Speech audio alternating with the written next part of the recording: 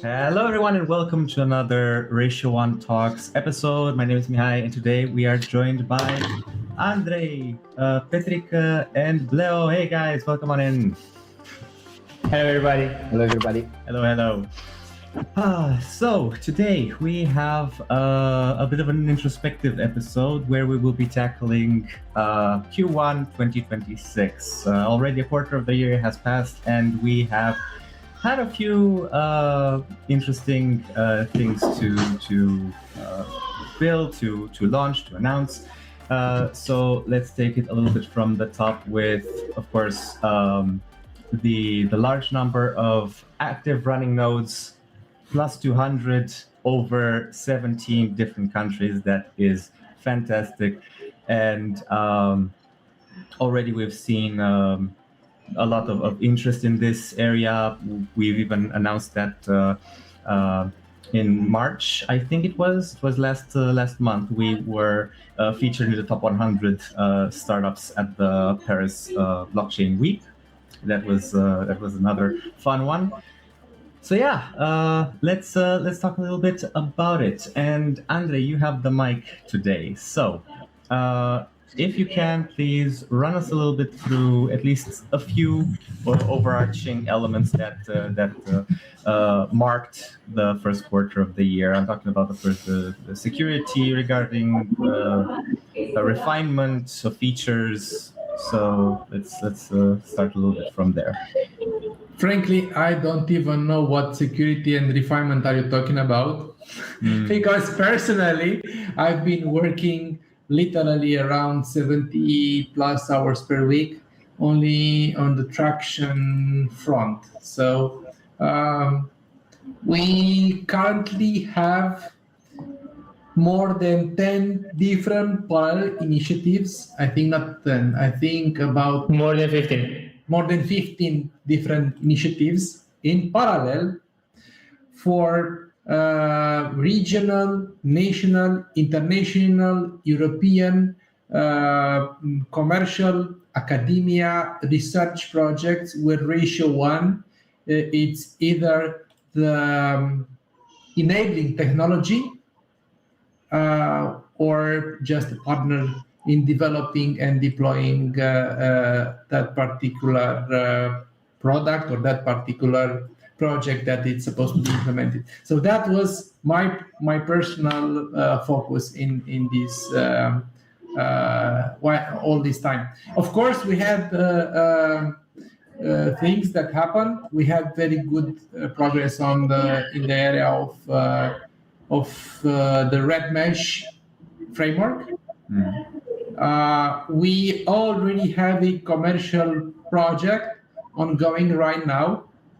It's like an experimental development commercial project with the Bulgarian Academy of Sciences as partner, and we are developing a product that will be part of the Ratio1 portfolio. It's called EdgeGuard. And this particular product is specialized in the area of cybersecurity.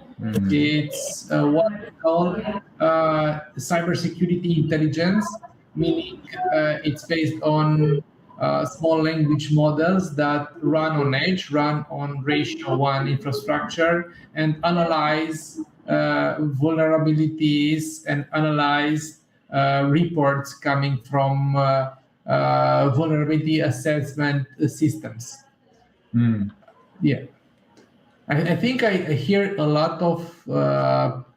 I turned a little bit down for the stream, but yeah, from Petrica's side. But that's okay, yeah. I'm muting myself, and I'm just turning my microphone when I'm speaking. No worries. All right. Yeah. Do you know where it came from? Yeah. So. Protocol-wise, development-wise, a lot of things happen. It's literally business as usual, but at this moment, 99% of our efforts and our focus is on business traction, adoption, enterprise scale adoption. We are talking about very large companies throughout Europe and international level. We are talking about billion-dollar companies that are partnering with us in various sectors such as, I don't know, from energy to computer infrastructure, from research infrastructure to healthcare, and they will use Ratio1 for various purposes, ranging from, I don't know, cancer screening up to cybersecurity, pen testing, vulnerability assessment through the Red Mesh and Red Mesh Navigator product line. Mm-hmm. Yeah, that is brilliant, and that's why I sort of started asking regarding security. Hence the project itself, the EdgeGuard project regarding cybersecurity and stuff like that. Yeah, and we've had quite a lot in terms of like internal elements also to front-facing individual, like the companies that are in discussions with us. And maybe we can tackle, or maybe Petrica, you can tackle the next one in regards to the user experience improvements that have evolved from the start of the year till now. Before actually answering your question, I would continue what Andrei said regarding the last month. A huge milestone that has been demolished was the number of nodes, as you mentioned, but it's important to understand there's a great party joining the ecosystem, a great entity which already joined with 100 nodes in the ecosystem, becoming the largest and the largest node operator and cloud service provider in the ecosystem. And I have to also somehow sneak peeking into their business and making it public that one of their first clients, they're already building on top of Ratio1 an AI product which is going to be released in the States maybe this year or at the start of next year. So people have been wondering why all of a sudden somebody just bought 100 licenses out of nowhere. So people need to understand that from the beginning we approached Ratio1 as a web to business, let's say. We've been pitching the protocol, we've been pitching the technology. We had maybe thousands of calls trying to explain people how they can build business on top of Ratio1, how they can build the products on top of Ratio1, and so on. And one of them is the new node operator that joined the ecosystem with 100 nodes, and maybe more in the future months. And soon we'll have some articles on the new node operator and what they mean for us, and also about their first client that is going to bring a new application on top of Ratio1 too.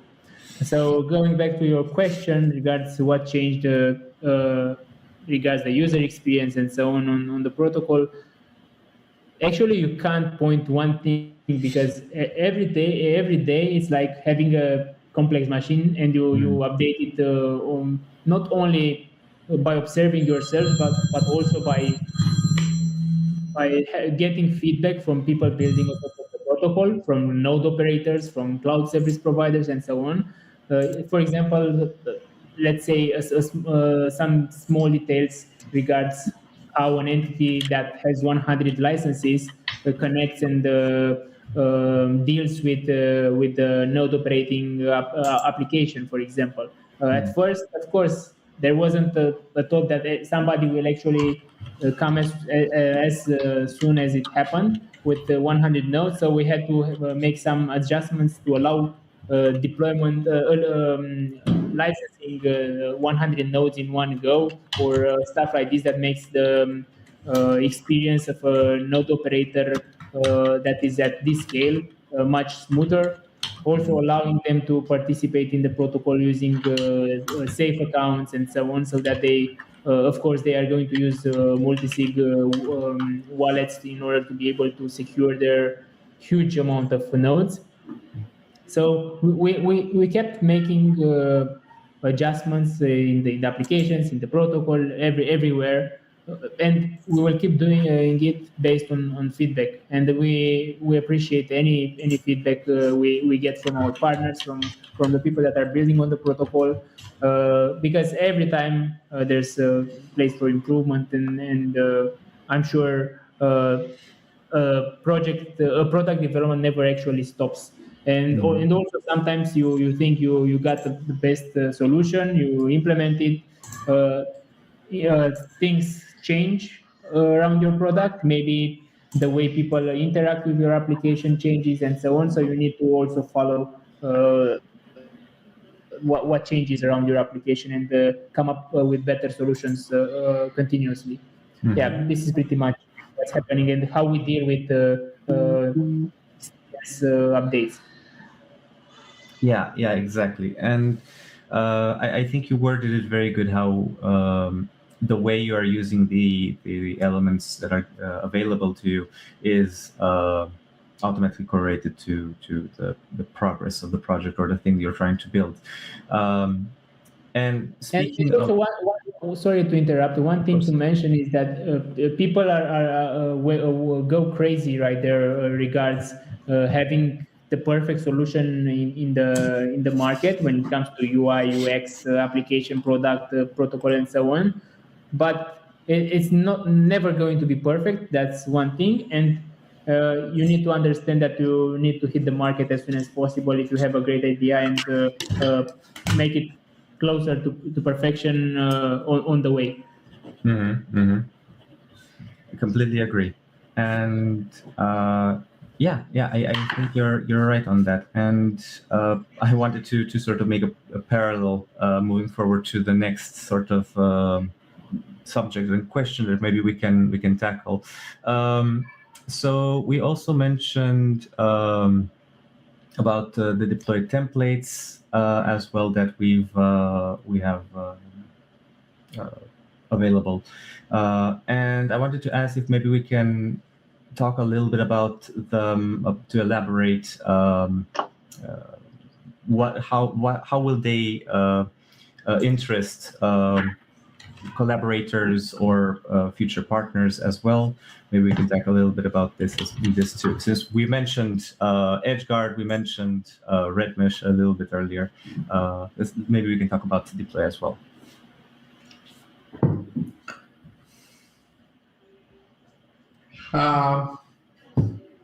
I personally would like to talk about the fact that we really need to release a new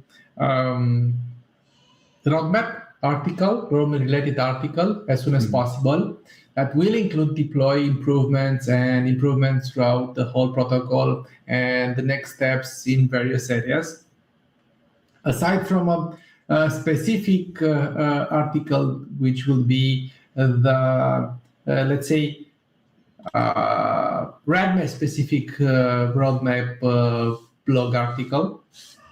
So I think a lot of information about deploy and a lot of information about RedMesh and all the bits and pieces that we are working on and we'll be working on the next 12 months will be in those blog posts. And those blog posts will be publicly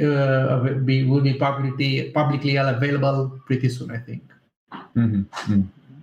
And also regards the same approach we have with the products and improvements, it's the same with the roadmap. So while in the first year in 2025, the focus was mainly on the protocol, and there are still in the pipeline, there are still tasks to be completed from the roadmap. We also adapt the roadmap based on what's needed the most in the current moment and what's the greatest opportunity around us. So the new roadmap it's also going to include new directions, mainly focused on what the burning opportunities are around us and what are the consortium projects or other grants opportunities out there. We are going to be specifically introduce introducing those new points in the roadmap by adapting the roadmap. So it's not like you set a roadmap for 3 years and you go like a ice cube between opportunities around you and don't adapt. You always need to be able to just change the direction, accept what's good, accept what's not good, and also come back with new directions when you see better alternatives. I think that's a very, very good remark, and I would love to ask this question now. Looking back to when we first created the roadmap and we said, like, okay, these are the plans. This is Q1, Q2, Q3, Q4 for 2026. I want to know now that the first quarter has passed us. How do you feel about it, and how do you feel now about the next ones? Okay, we will be obviously adding and improving some of the points because certain opportunities arose. But now, how do you feel about what just passed? Are you satisfied? Do you feel like things could have turned out differently? And are we pivoting or modifying or expanding on Q2? And what does Q2 look like? Yeah, I think the keyword, not the keyword, maybe the keyword. The keywords are product market fit. So we use the product market fit approach to improve, to go way beyond buzzwords and tech like not the B word, let's say tech smoke screen, not to use the B word. So yeah, the product market fit was the main approach, and we dropped a lot of things from the original roadmap. We have a lot of things and a lot of new directions, not to mention first of all, red mesh. Red mesh wasn't supposed to be. It became literally a product line, and it's literally a division within Ratio1.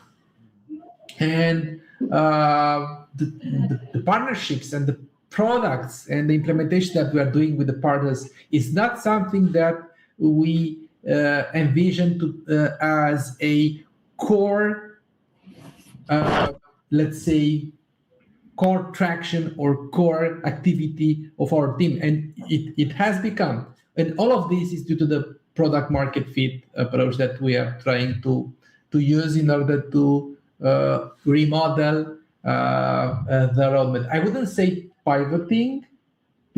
I would say just pure product market fit and classic business-wise and traction-wise and client-wise and adoption-wise adaptation. Yeah, and also rescheduling the priorities, let's say. It's not changing in the direction, it's somehow putting in between the current points in the roadmap other stuff that are more important in the moment. Yeah, and it's normal to do so, especially as I mentioned and as you guys also elaborated on, when it comes to new opportunities and partners reaching out and seeing basically how we organize what is on the docket, what is on the roster for our plans, and the new things coming up and the new work that implies. Let's also see if maybe we can talk a little bit about the next quarter of the year, Q2. And Leo, I have been eyeing you. You also have to chip into this this next question. So, okay, what would be each of your main focus aspect in the following quarter year? Starting with Leo.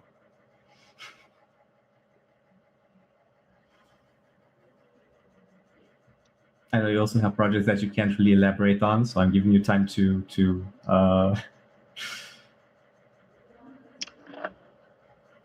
Yeah, so let me repeat the question. It was the Main objectives for Q2, right? Your personal, let's say, quests or focus for the next quarter of the year, the one that just started. The main one will be better streamlining of both how I work and the technologies I work on.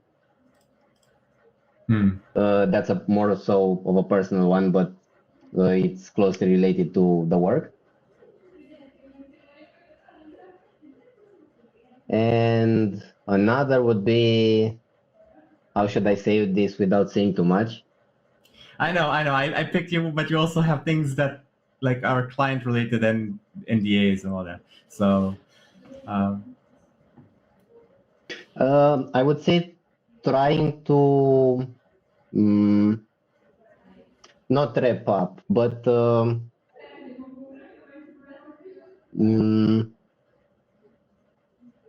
gather the rewards of the work up until now, to fructify the work that has been put in so far. Yeah, indeed, it has been a lot of development in the last, I don't know, 12 months, and most of the frameworks, products, partnerships are maturing in the next months. So some frameworks are going to be made live within certain products that are going to be publicly available for some businesses that have requested them. Some of our frameworks will become revenue generating. It's nice to finally have some of them that start to pay off the whole work. Yeah, because especially in the last maybe 6 months, but even way back, a lot of the work was, let's say, intermediate work, not necessarily an end goal, but something tangible, something that you can say, we've reached this point. We can enjoy it a bit. It was continuous work in progress, advancements, but it was always chasing the next thing. And that will probably not change by much, but it will be nice to enjoy a big milestone that is coming. And when it does happen, I want a Ratio1 talk about it. So we have. We'll talk about it. Yeah, Sure. we have a lot of things we need to have on Ratio1, not only demonstrations and application interfaces and all that, but also regarding each project in part. We have Red Mesh, that is going to be my personal favorite one, but we have plenty other. But sorry, let's return to the question about what it was going to be our each of our main focus and or a priority for the next quarter. Petrica, I think you are up next. Yeah, so to continue what I mentioned for Bleo's words, I think finally having some rewards for the work that have been done on the protocol, on the frameworks is going to be nice, and not only rewards as remuneration or revenue and so on. It will be nice to see actually liquidity being locked on the protocol, because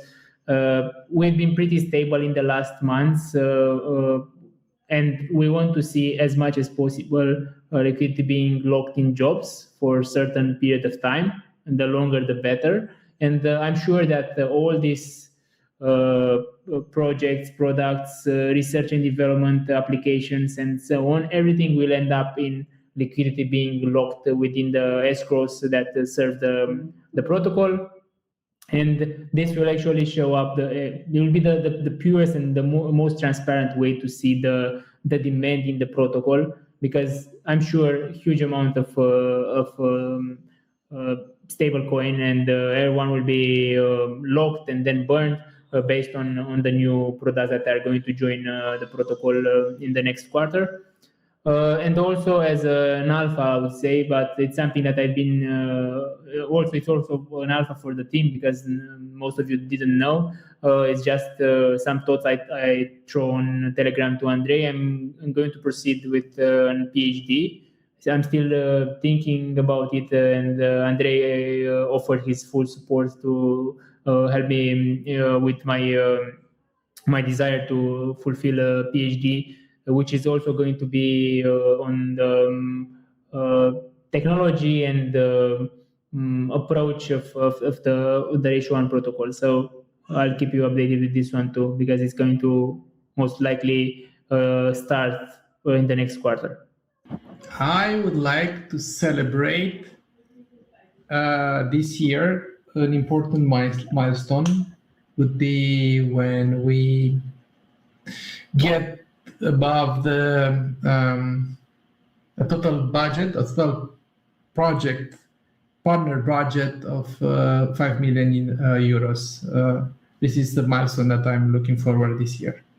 So all the effort and most of the effort I'm pushing, it's I'm pushing forward on. It's related to partner products, partner developments, multi-partner partnerships, consortiums, research projects, enterprise implementations, and when we will have when we pass over that threshold, I will celebrate. All right. Now, that is kind of going to be it for today's episode. What about you, Andrei? What about you, Mihai? Sorry. For me, for the next quarter. Yes, of course. You are part of the team, right? You are very correct. You know what? You are very, very correct. For me, it's definitely going to be basically doing as many of these as possible, because there are so many amazing projects that I want to highlight together with you for the community, for the people that are interested in watching these streams. So for me, it's always going to be like wanting to be vocal about the projects and together with you, highlighting them for the community and for the investors as much as possible. But that's on my end. And of course, the other side projects that are ongoing. But for me, yeah, the main one is always going to be the talks. Thank you for asking. All right. And all right, this is going to be it for today. Thank you so much, everyone, for tuning in and for your answers. And I want to encourage everyone to comment your questions, to write in the Telegram everything that you want to know or want to ask us for the next Ratio1 talks. We will have another episode next week. And yeah, I will definitely see you all there with either a demo for a project or another in-depth dive in the protocol. Take care, everyone. Have a good day. See you next time. Thank you. Bye. Thank you.